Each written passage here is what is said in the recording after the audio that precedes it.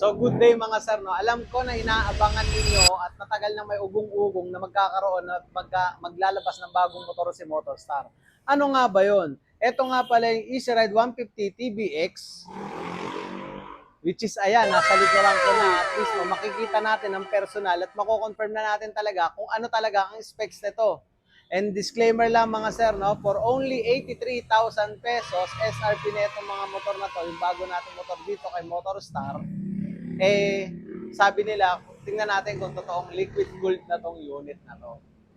So, ano pang inaantay nyo guys? So, mag-subscribe kayo dito sa aking YouTube channel. Siyempre, follow nyo rin yung aking Facebook account at aking TikTok account para maging updated sa mga bagong motor at sa mga bagong lalabas na motor natin dito sa Motorstar. So, ano pang inaantay nyo? Panoorin nyo na.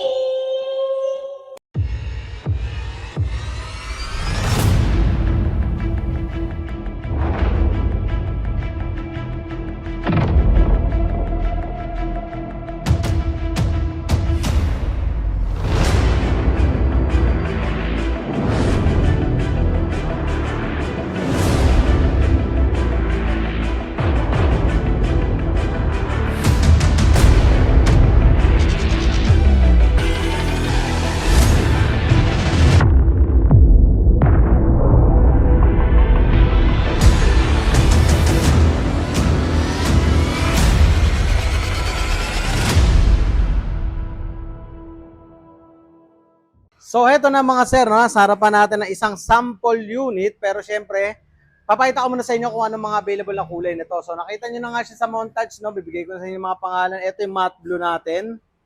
Ito naman yung red with combination with white. At ito naman ang silver and black natin. Color combination din yan.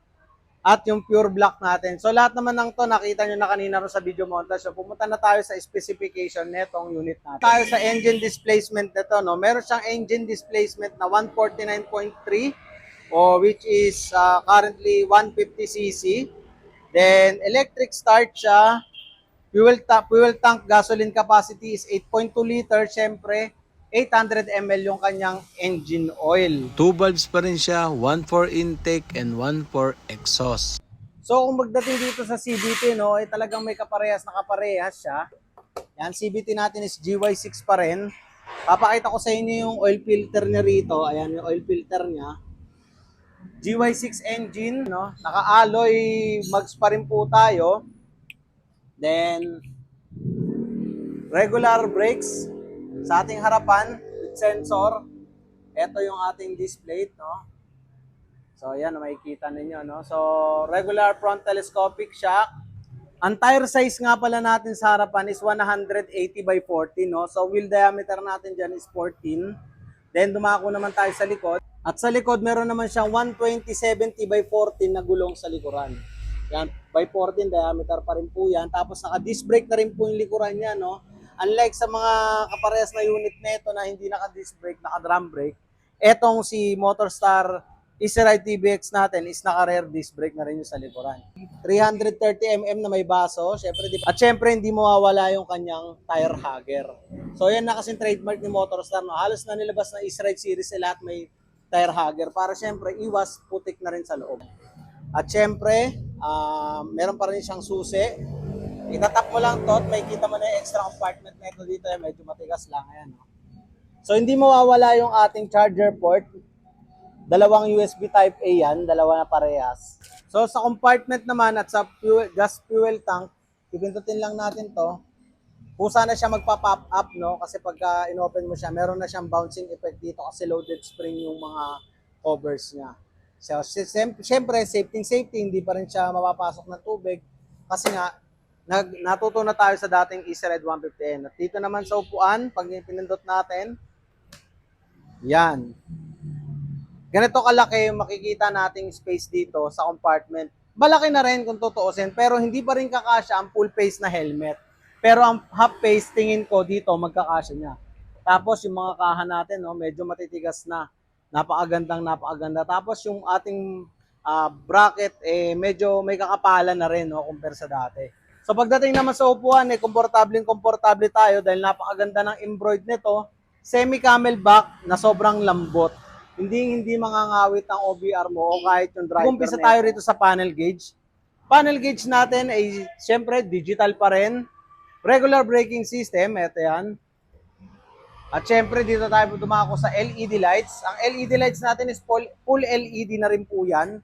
Pati ang mga signal light natin. Ang daytime running light, andyan din po. Ito yung signal light natin. At kung pag-uusapan naman natin ang kanyang seat height, compared sa akin na 5'7", so ibababa natin. Ganito ang itsura niya pagka nakaupo ako.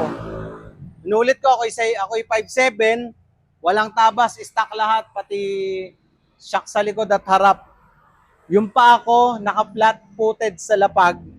So talagang abot na abot mo siya at kayang-kaya mo siyang i-drive kahit na siguro kahit mga 5'5 or 5'6 kayang-kaya to. Abot na abot pa rin yung sahig natin. So ito nga pala ang point of view natin pag nakaupo dito sa motor na easy ride na to, no? Very comfortable lang siya. Hindi masyadong mataas, hindi masyadong mababa.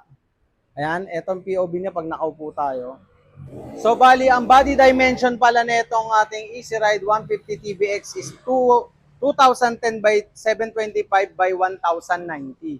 So ayan, no, meron na rin siyang kasama ritong top box bracket para pagka inabil nyo to, bibili na lang kayo ng box. So tara, buksan na natin to at naglagay tayo ng battery rito. Papakita ko sa inyo kung ano itsura nito. Yan. Sa panel niya, meron siyang LED panel with black background. Then yung mga fonts natin is white. Ano nga ba ang makikita natin dyan? So sinabi ko kanina, yung ating gasoline gauge, check engine, at syempre yung temperature nandito, RPM, at may orasan din siya. And then nandito yung trip niya, then pipindutin mo lang siya, para na rin siyang touchscreen, no? Mapupunta na siya sa Odo. At syempre meron din tayong battery indicator. So ito nga pala yung laman ng kanyang mga switch. Nandito yung idling stop, off na mga ilaw, daytime running light, then headlight. Then nandito yung engine start o yung electric start. Nasa kabila naman yung toggle ng kanyang turn signal light, left and right, high and low. Siyempre ang ating busina, napaka-cute, pero napakalakas na rin at siguradong maririnig ka na rin sa daan. At nandito naman yung toggle ng kanyang passing light. Dumako na tayo rito sa katanungan lahat ng ating mga netizen, no? At mga kung ang Motorstar daw ba nato liquid cooled. Ayan, no, liquid cooled na siya. Papakita ko sa inyo yung radiator niya. Ito yung radiator niya.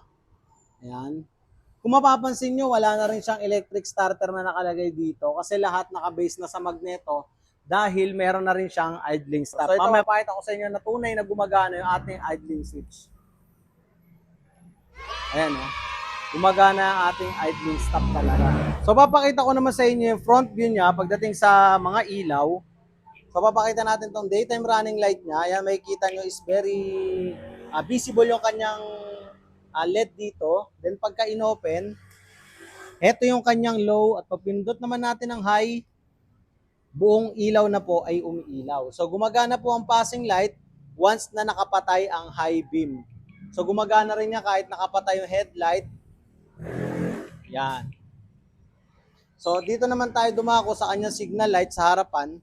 Ayan yung kanyang signal light sa harapan, kung makikita nyo. Nasa ilalim siya pero visible pa rin siya pagka nakaharap ka dun sa unit niya. Ito yung kanyang park light.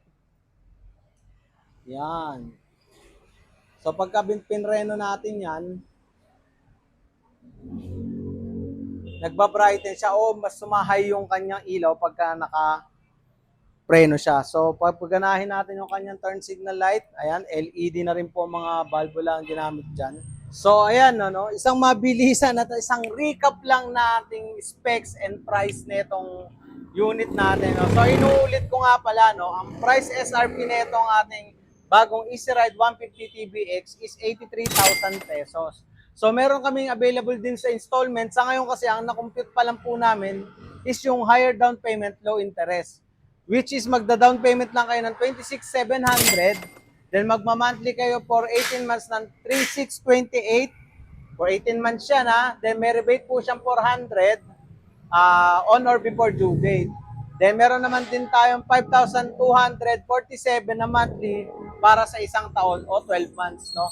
Magkakaroon din naman tayo ng regular down payment. Sa ngayon kasi kakapasok lang din sa ating system, sa system namin, at hindi pa po lumalabas sa amin kung magkano yung pinaka-initial down payment niya para sa regular down payment. So guys, no, sana na intindihan ninyo kahit medyo nagmamadali tayo sa pagbablog nito kasi bigla-bigla lang din dumating dito to sa 10th Avenue. Siyempre gusto ko naman agad ma-serve sa inyo na kung ano agad ang laman ng ating bagong Easy Ride 150 TBX. So inuulit ko, ang mga bagong features ng ating lumabas na motor is yung idling stop, liquid cooled, at syempre 2 valves pa rin, 150cc.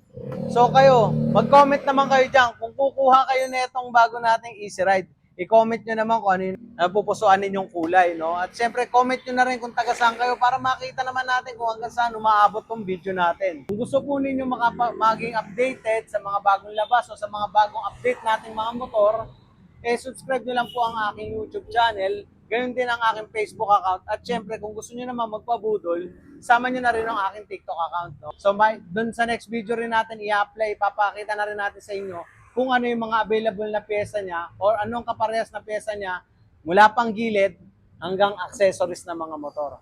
So, yun lang, ikakat ko na yung video natin. Then, abangan nyo na lang ako sa aking susunod na video. And hopefully, magstay kayo guys and then mag-subscribe kayo. At syempre, i-share nyo na rin to para malaman na rin ng iba kung ano ang nilalaman ng ating Easy Ride 150 TBX. So yun lang. Babayu! Mga bangers, so